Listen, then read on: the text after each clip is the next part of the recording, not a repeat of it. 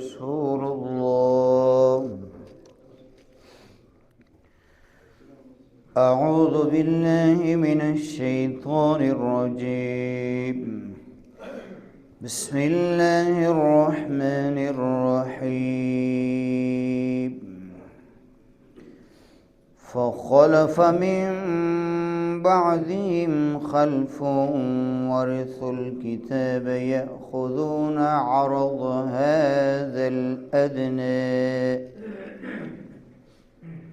هذا الأدنى ويقولون سيغفر لنا وإن يأتهم عرض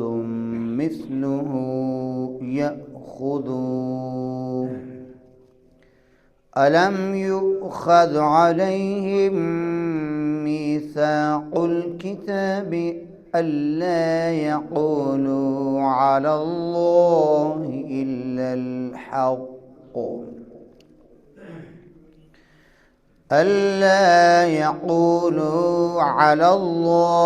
إلا الحق ودرسوا ما فيه والدار الآخرة خير للذين يتقون أفلا تعقلون والذين يمسكون بالكتاب وأقاموا الصلاة إنا لا نضيع أجر المصلحين.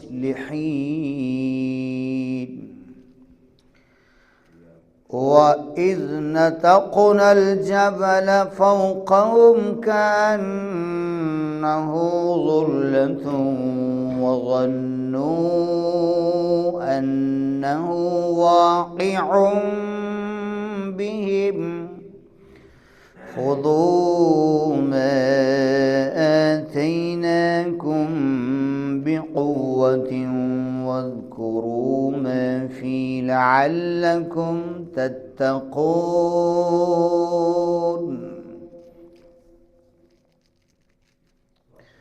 پھر ان کی جگہ ان کے بعد وہ نہ خلف اور نہ حل آئے کہ کتاب کے وارث ہو گئے، اس دنیا کا مال لیتے ہیں اور کہتے ہیں اب ہماری بخشش ہوگی، اور اگر ویسا ہی مال ان کے پاس اور آئے تو لے لیں۔ کیا ان پر کتاب میں عہد نہ لیا گیا، پکا وعدہ نہ لیا گیا تھا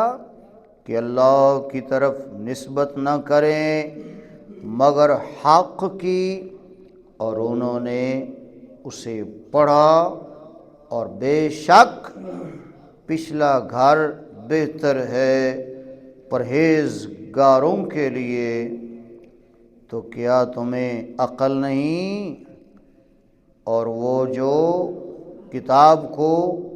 مضبوط تھامتے ہیں اور انہوں نے نماز قائم کر رکھی ہے، ہم نیکوکاروں کا اجر نہیں گواتے، ضائع نہیں کرتے۔ اور جب ہم نے پہاڑ ان پر اٹھایا گویا وہ سائبان ہے، اور وہ سمجھے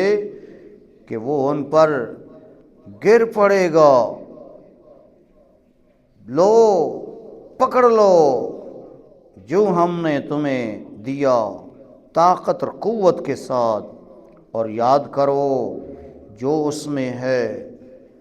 تاکہ تم پرہیزگار بن جاؤ۔ یہاں آپ نے سورہ اعراف کی آیت نمبر 69 سے 71 تک کی تلاوت کا شرف حاصل کیا۔ سابقہ جو آیات طیبہ ہیں ان کے اندر بھی یہودیوں کا ذکر کیا گیا اور جو ان کی نافرمانیاں تھیں اور گناہوں پر دیدہ دلیری تھی اس کا ذکر، اور جو ان پر عذاب آیا کہ اللہ تبارک و تعالیٰ نے ان کی صورتوں کو مسخ کر کے بندر بنا دیا اور پھر وہ ہلاک ہو گئے، یہ آپ نے پیچھے ذکر سنا۔ اور پھر یہ بھی سنا کہ اللہ تبارک و تعالیٰ نے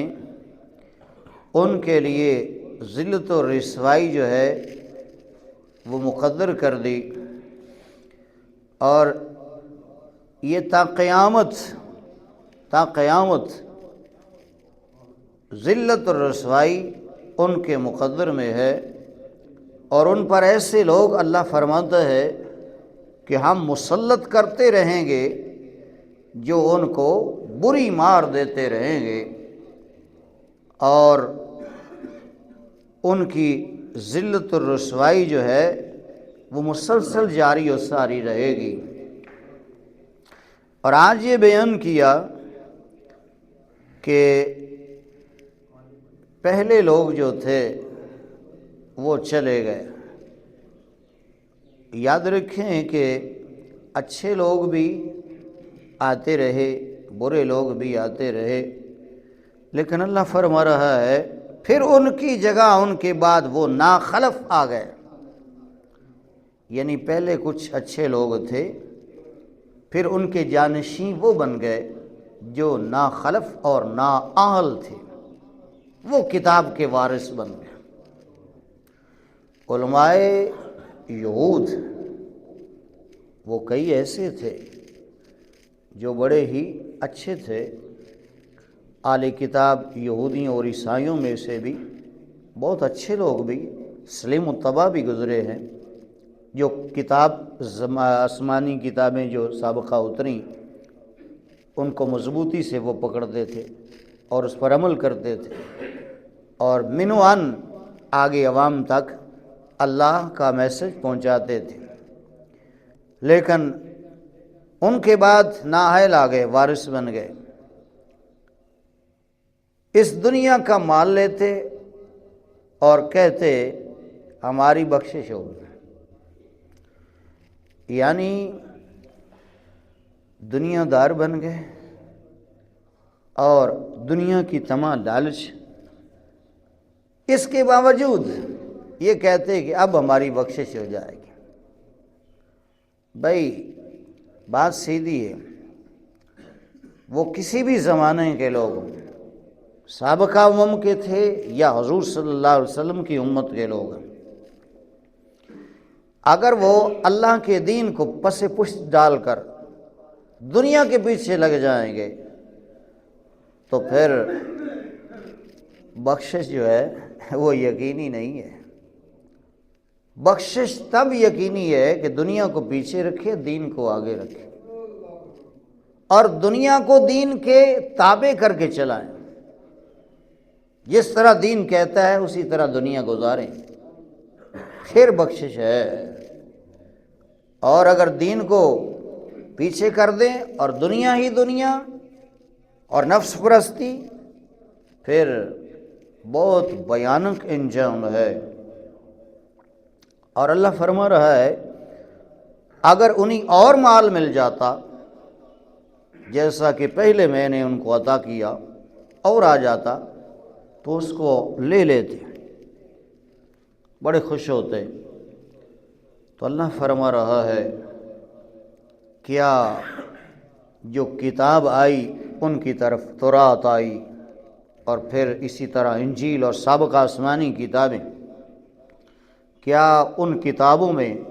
ان سے عہد نہیں لیے گئے، وعدے نہیں لیے گئے تھے کہ اللہ کی طرف نسبت صرف حق بات کی کرنا، باطل اور جھوٹ اور ناجائز باتوں کی نسبت نہ کرنا۔ اس میں یہ بھی بتایا جا رہا ہے کہ وہ جو نااہل اور ناخلف بعد میں لوگ آئے یوں سمجھے کہ ان کے جو اصل میں عالم دین تھے یہود کے، وہ جب چلے گئے تو نااہل آ گئے، عطائی عالم دین، عطائی ان کے لوگ آ گئے، کتاب کے وارث، تو انہوں نے اس کے بدلے دنیا لینا شروع کر دی، اور پھر ایسی ایسی باتیں اللہ تبارک و تعالیٰ کی طرف منسوب کی جو جھوٹ تھیں اور افتراء تھا اللہ تبارک و تعالیٰ کی ذات پر۔ تو اللہ تبارک و تعالیٰ ان نا آل اور نا خلف جو کتاب کے بعد میں وارث بنے، ان سے فرما رہا ہے، کیا اللہ نے کتاب میں وعدہ نہیں لیا تھا کہ جھوٹ، فراڈ اور لا یعنی باتیں اللہ کی طرف منسوب نہ کرو سوائے حق کے؟ اور انہوں نے ان کتابوں میں پڑھا بھی تھا، وَدَرَسُوا مَا فِيهِ، اور انہوں نے اسے پڑھا، پتہ بھی تھا۔ مثال کے طور پر میرے آقا کریم صلی اللہ علیہ وآلہ وسلم کا زمانہ مقدس، تو کسی مدینہ میں رہنے والے یہودی نے غلط کام کر لیا۔ اب اس کی حد مقرر تھی ان کی کتاب میں، تورات کے اندر۔ وہ آگے نبی کریم صلی اللہ علیہ وآلہ وسلم کی ذات ببرکات کے پاس عرض کرنے لگے، اس کی سزا کیا ہے، حد کیا ہے؟ تو سرکار دو عالم صلی اللہ علیہ وآلہ وسلم نے فرمایا کہ تورات کھول لو، اپنی کتاب کھولو، اس میں فلاں جگہ لکھا ہوا ہے۔ اب ہوا کیا، تورات کھولی، پڑھنے لگا، اور جہاں وہ حد اللہ کی اور سزا لکھی ہوئی تھی اس جرم کی، وہاں ہاتھ رکھ لیا اور کہنے لگے یہاں تو نہیں لکھی۔ میرے آقا کریم صلی اللہ علیہ وآلہ وسلم کے صحابہ بیٹھے تھے، ایک صحابی نے اس کا ہاتھ پکڑا اور پکڑ کر پیچھے کیا اور کہا، دیکھو یہ لکھا ہوا ہے، یہ دیکھو، تم خود سچے بن رہے ہو اور نبی کریم صلی اللہ علیہ وآلہ وسلم کو الیاذ باللہ جھوٹا سمجھ رہے ہو۔ نہیں، ہمارے آقا سچے ہیں، یہ کتاب کے اندر جو لکھا ہے اللہ کا حکم یہ حق ہے، لیکن تم چھپا رہے تھے۔ یہ چھپاتے بھی تھے، رد و بدل بھی کرتے تھے، ایسے ناخلف اور نااہل لوگ آ گئے۔ اور اللہ فرماتا ہے، حالانکہ جو آخرت کا گھر ہے، آخرت کا گھر ہے، وہ بہتر ہے پرہیزگاروں کے لیے۔ اب بھی تمہیں عقل نہیں ہے، سمجھ نہیں ہے کہ ہم نے جانا ہے، اللہ کے حضور پیش ہونا ہے، اور آخرت کا آنا یقینی ہے، لیکن تمہیں عقل مت ہی نہیں ہے، تم نے دنیا کو بس سمجھ رکھا ہے اور دنیا کے پیچھے لگ گئے ہو اور میرے احکام بدل رہے ہو اور اللہ کی طرف جھوٹ منسوب کر رہے ہو۔ اور فرمایا اگلی آیت میں، وہ لوگ جو کتاب کو مضبوطی سے تھامتے تھے۔ مضبوطی سے تھامنے کا مطلب یہ نہیں ہے کہ کتاب کو پکڑ لیا بس سینے سے لگا لیا ہاتھوں کے ساتھ، نہ، مضبوطی سے پکڑنے کا مطلب یہ ہے کہ اس پر مضبوطی سے مستقل طور پر، مکمل طور پر جو احکامات الہی ہیں ان پر عمل پیرا ہونا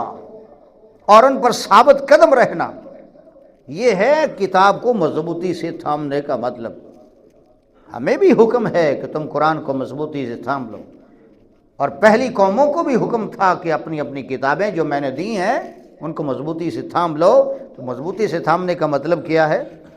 کہ جو احکامات الہی ہیں نا ان پر عمل کرو جس طرح عمل کرنے کا حق ہے۔ اور فرمایا جنہوں نے مضبوطی سے تھاما یعنی مکمل احکامات الہی پر عمل کیا، نمازیں قائم کی، تو وہ نیکوکار ہیں، وہ مصلح ہیں، اور جو مصلح اور نیکوکار ہیں ہم ان کا اجر ضائع نہیں کرتے۔ یہ نہیں ہوگا کہ قرآن پر عمل کریں، یہ سابقہ لوگ جو ہے سابقہ کتابوں پر عمل کرتے رہے تو اللہ اجر ضائع کر دے گا۔ نہ اللہ جزایا نہیں کرے گا، اللہ دنیا میں بھی عطا فرمائے گا، قبر و حشر میں بھی عطا فرمائے گا۔ اور فرمایا پھر ایک بڑا اہم واقعہ ہے، اس کی طرف اشارہ کر دیا کہ جب بنی اسرائیل نے، ان لوگوں نے اللہ کی نافرمانی کی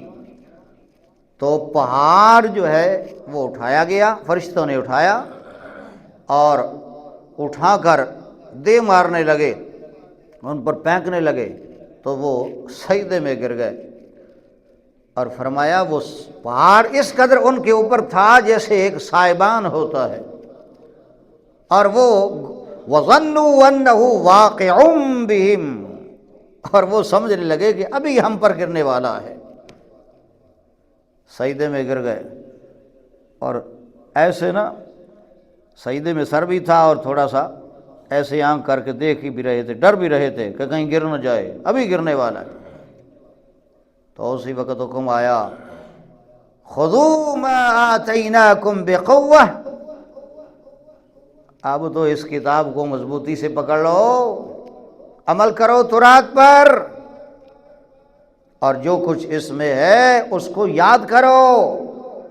تاکہ تم متقی اور پرہیزگار بن جاؤ۔ پھر جب توبہ طیب ہوئے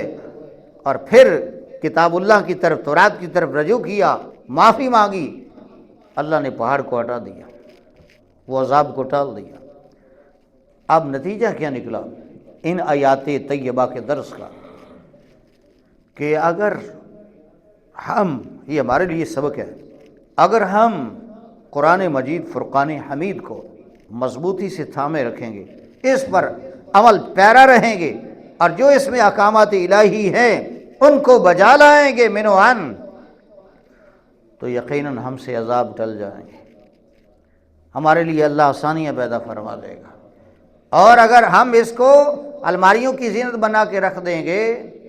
اور اپنی منمانی کریں گے، خواہشات نفسانی کے پیچھے اور دنیا کے پیچھے لگ جائیں گے،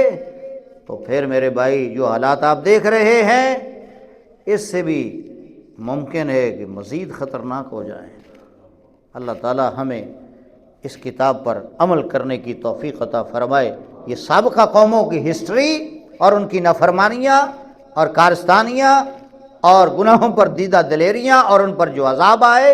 اور یہ سب اس لیے بیان کیا جا رہا ہے قرآن میں تاکہ ہم اس سے عبرت حاصل کریں، ہم راہ راست پہ آ جائیں اور اس قرآن کو مضبوطی سے تھام لیں، یعنی اس پر عمل کریں۔ اللہ ہمیں عمل کرنے کی توفیق عطا فرمائے۔ وما علیہ